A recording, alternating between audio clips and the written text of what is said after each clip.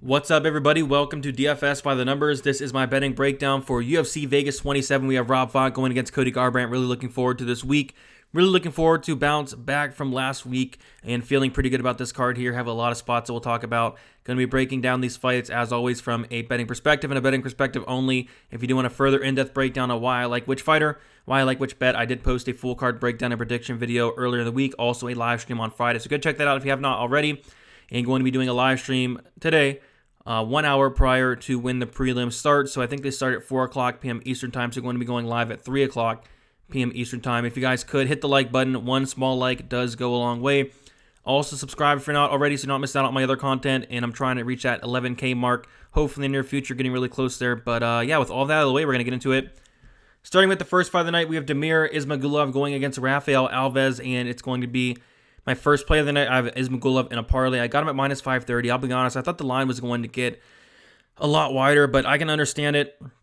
Alves, he's definitely no slouch. Alves is very dangerous, but Alves is dangerous for about a round and a half. His cardio is not great. He does slow down as the fight goes on. I've seen him dropped a ton of times. Finished in all 9 of his losses. 3 losses by submission in Alves. 3 losses by knockout for Alves as well. Then you have Ismaglov, who the only concern for this fight for me is going to be that maybe possible cage rust. We haven't seen him in 1 year and 8 months, but outside of that, the dude's phenomenal. He's well-rounded, phenomenal striking defense, great takedown defense as well, and great cardio. And I think cardio and takedown defense is going to be a huge part of this game here. I think he pieces apart Alves for 3 rounds and a possible finish as well. Like I've said, Alves has never lost by decision. I think Ismaglov by KO plus 270 is not a bad look, but ultimately I do have him in that parlay to start off the night. Hadzovich going against Yancy Medeiros. Close fight, but I do want to take a look at the finish stats here. We have Hadzovich, who has been finished in 2 of his 6 losses, 1 by knockout, 1 by submission. Medeiros has been finished in 4 of his 6 losses, 3 by knockout, 1 by submission. Take a look at their finish rates here. 77% finish rate for Hadzovich, 54% knockout rate, so he's knocking out his opponents in over half of his wins. Medeiros, 53% knockout rate, so he's knocking out his opponents in over half of his wins as well. So I think both guys are actually live for a finish here, and I found a prop that I really like. It was the under 2.5 rounds and plus 140. Like, this is a play on the number for me. I think that line is off. It kind of corrected itself as it went through their week, but yeah, plus 140, I have 1 unit on it. I think there could definitely be a finish here in this fight. I think it's way more likely than the plus 140 does indicate there, so I had to take a shot on that. As far as a pick, I'll go Medeiros, but I think either guy is live for a finish here. Joshua Culibao going against Shah Yilan. I like Culibao, don't like the price, and it looks like nobody else does as well. This line is not moved. Culibao opened at minus 275. When he's actually been coming in on Shah Yilan, it's just, I don't know. I'm going with the guy with the more experience who's fought the better level of competition, but Shah Yilan did look great at the weigh-ins. Wasn't expecting all that. And you take a look at his regional tape, it's really hard to gauge, where this guy's at. He's fighting some low-level competition. I don't know. I'll take Culibao still. I don't feel great about it. I would leave him out of the parlays. As far as a prop that kind of sticks out is going to be the under 2.5. We've seen Shaw finished in 4 out of his 6 losses. Culibao's been finished in his only loss by knockout. So I think the under 2.5. I think it's like plus 150, plus 160. That could actually be a decent look. But I just want to pass on this fight. As far as a pick, I'll go with Culibao. I don't love the price. He's definitely going to be out of my parlays, but I will pick him to win just based off of the more experience and has fought better fighters, and he did look really good in his last fight. But there's a lot of unknowns in this fight, especially on the Shah Yilan side. Bruno Silva going against Victor Rodriguez. This is going to close out my parlay. I really like this parlay too of my more confident picks on the slate parlay together. Silva, Ismaglov, minus 162, 2 units on it. That parlay is now like minus 200 because the Silva line has got smashed all week. I was able to parlay Silva at minus 278. He is currently minus 370. So probably right around where the line should be at. You could argue that Silva probably could be an even bigger favorite, to be honest. I just don't think Rodriguez is UFC caliber. You take a look at his career prior to the UFC, he's getting finished by some very, very, very questionable competition. I think Silva should have no problem putting him out here. Whether it's a submission, whether it's knockout, I do think Silva does get it done within the first 2 rounds. If Rodriguez wins, it's probably a first-round knockout. Could it happen? Sure, it could. It's MMA, but I think Silva does win this fight within those first 2 rounds there. I also did play the under 2.5 rounds, or the fight doesn't get to decision at minus 150, 1.5 units on that. I think the under is good as well. I just see this fight finishing. Like I said, Rodriguez has never seen the 3rd round. He's never seen a decision. And we saw that Bruno Silva, has power in his hands. He's a black belt in BJJ. I do not see this fight lasting long. If Rodriguez wins, it's inside the distance. If Silva wins, I think there's a really good chance it's inside the distance as well. I know a lot of people on Silva inside the distance. Earlier, it was plus money. Now it's minus 135. Understandable. I think Silva has a really good chance to finish this fight. So give me Silva. I have him in that parlay, and I also like the fight doesn't get to decision. I think this fight does end within the first couple rounds. Claudio Silva, Court McKee. I have a 1-unit play on Court McKee at 1 unit. I am very worried about the first round of Claudio Silva. In that first round, he looks really good. Wrestling's good. Obviously a phenomenal ground game, but after that first round, after those first couple minutes, that gas tank is just not there. And Court McKee is not great. He loses a ton, but what he does have is toughness. He's only been knocked out one time in, I think, like 29 fights. He's never been submitted in 29 fights. Takedown defense, it's okay, 63%, but he does work his way back up. Really hard to be controlled, really hard to keep down. And he has phenomenal cardio, phenomenal output. So Silva probably does win that first round. There's a good chance he does. Silva, 38 years old, about to be 39 in a couple months. Court McKee, actually the younger fighter, believe it or not, as well. 36 years old with Court McKee. I think all he has to do is, survive that first round, and I think he wins those second 2 rounds, or round 2 and round 3 go to McKee. But yeah, Silva, could he catch him in the first round? Could he be the first person to sub McKee in that first round? Sure he could, but I think McKee is able to stuff the takedowns and keeps us on the feet and wins the fight.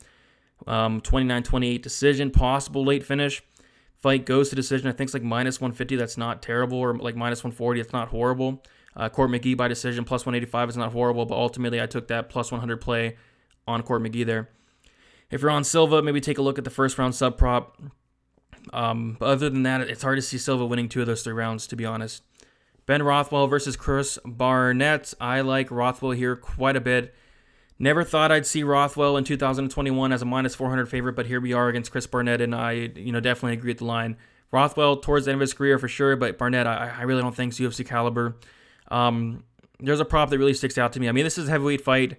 Rothwell's like minus 400 on some books. I think the plus money shot on the inside the distance is probably the way to go here. So I took Rothwell inside the distance plus 115, 1 unit on it.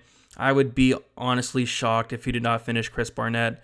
Rothwell, 90% finish rate himself. When he is winning fights, he is finishing them. Lots of submissions on his record, lots of knockouts. I think he could either submit or knock out Barnett. Barnett never been submitted, but he has been knocked out in half of his losses. I think Rothwell is just, although he's towards the end of his career, I think he's levels and levels above Chris Barnett here. I think he's fought the better competition by an absolute mile. So I think Rothwell does win this inside the distance rather than laying the minus 400. I think the plus money shot on the inside the distance and heavyweight fight is probably the way to go. If you think you want to use Rothwell as a parlay piece, I don't hate that as well. Algio Ramos, close fight. It can go either way. I really like the output, the toughness, the durability of Algio, but I think Ramos is probably the more skilled fighter. I don't know. For this one, probably flip a coin. Algio can be taken down. He's been taken down 10 times thus far in 3 fights. Ramos, I do give him the advantage in the grappling, but even then, Algio's a black belt. You got to give the output to Algio. 50-50 fight. I'll side with the dog. Just not confident in it. I think maybe the fight doesn't get the decision at plus money could be something to look at. Algio has been finishing 2 of his 5 losses. Ramos has been finishing all 3 of his losses, never lost by decision before. So I think the under or the fight isn't a good decision could be something to look at. But I'm going to sit back and watch this fight. I think it's one of the more exciting fights on the card. As far as picking a winner, I'll go Ramos. I just don't feel ultimately comfortable in that. Jack Hermanson going against Edmund Shabazian. I like the under quite a bit in this fight. So I bet the under last week. My book voided it because they pushed the fight back and was able to get it at minus 165 this week. I got it at minus 160 last week, so a little bit worse of a line, but still, I like that minus 165 quite a bit. I have 2 units on it. Yeah, especially if you're on the Shabazian side, you really should like that under. If he wins, it's probably in the first round. Has finished all of his fights but 1 in that first round, I believe. 9 knockout wins in the first round, too. Hermanson has been knocked out twice. We've seen him hurt bad in his last fight against Marvin Vettori, who is not known as a power puncher. So I think Edmund's very live for that first round knockout. But if he does not get that first round knockout, I think Hermanson takes over. I think Edmund slows down, potentially gasses out, and I think Hermanson gets him out of there in that second, maybe early 3rd round. So I like the under quite a bit. Fight doesn't go to the decision, could be a decent parlay piece as well. And that's going to be one of my biggest plays on the slate there, 2 units under 2.5 rounds. David Dvorak, Juan Camilo Ronderos. Was able to look into this fight a little bit. I'm not going to go into detail about it. Ronderos, 4 fights. He's finished half of them by submission.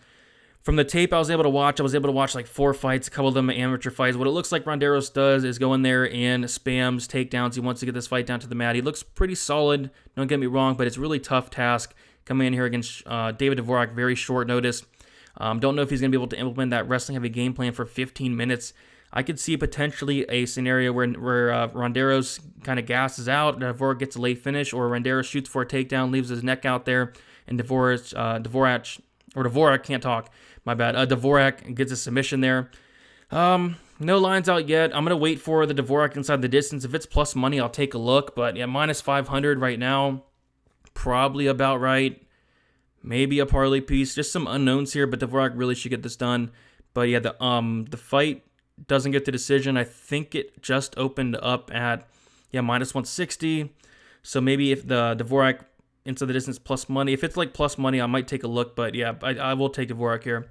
Felicia Spencer going against Norma Dumont. I think Spencer, decent parlay piece, honestly, minus 170. The line just confuses me a little bit. It opened at minus 215. I think it should be around that minus 215, around there. If you like the line, you can even play it straight. I saw it at minus 145 earlier this week, and I was like, what is going on? But yeah, I like Spencer here to get the takedowns, take down Dumont, maybe get a submission. Submissions plus 315, not terrible. I could also see a grounded pound, though. I can see Dumont kind of gassing out as the fight goes on with the pressure and the takedowns and the control of Spencer. I think Spencer holds her up against the cage, takes her down, and wins a pretty easy decision or a late finish as well. I just don't see how Dumont wins this fight. She's not going to finish Spencer. That's off the table. If you can go 8 rounds with Chris Cyborg and Nunez combined, I'd be shocked if Dumont finished her. So for Dumont to win, she's going to have to stuff the takedowns, piece her up in the feet. Is it possible? Sure it is, but I do think Spencer gets us down to the mat. Tafa Vandera, I would not bet this fight in a million years. The pick's going to be Vandera to use his ground game, but you cannot trust the guy to do that. But if he does, I think he has a really big advantage. Tafa looks like a fish out of water on the mat. Vandera is a black belt, or at least they say he's a black belt, but maybe not the best black belt in the world. But still, I think Vandera is live. I think I'm the only one in the world picking Vandera. That's fine. But yeah, Tafa, the lines actually came down. Money's coming in on Vandera, which is weird. I can't imagine anybody betting on this fight. A lot of people like that over 1.5 or round 2 starts. I guess it could be a good look. I'm just going to stay far away from this fight as possible. Yan Jinan going against Carlos Barza, another fight where it's impossible to call. It's going to be tough to call. I think Jan's going to land more volume by a decent margin. I think Jan's going to be taken down. And I don't know, Esparza's going to get those takedowns. She's going to do nothing with them. She's going to land no strikes. I think, I don't know, it's going to be up to what the judges think. I mean, if the judges are going to score the couple takedowns, couple minutes of control time for Esparza, are they going to score the Jinan strikes, the damage? I don't know. I mean, it seems like as of late, the judges are scoring that damage more than the control. So I'll pick Yan. Don't love it. I think if anybody got on the Esparza line early, like plus 160, plus 150, that's probably the right side. Like, this fight is a coin flip. It can go either way, to be honest. I'll take Yan, though. I think fight goes to decisions, a solid parlay piece. I will have that in my Hail Mary for sure. I don't see either fighter getting finished here, but I'll take Yan, just definitely not betting it. I don't want to bet this fight at all. And then Rob Font, Cody Garbrandt. Yeah, I like Font here quite a bit. I have a 1 unit play on him at minus 118. You can get minus 110 right now. I like that as well. I have a half a unit play on him by knockout, plus 165. I like it. And there's just, some really big advantages in this fight for Rob Font. One's going to be the 6-inch reach advantage. I think that is huge in a fight that's primarily going to be standing. The second is going to be the output. He lands a ton more than Cody Garbrandt.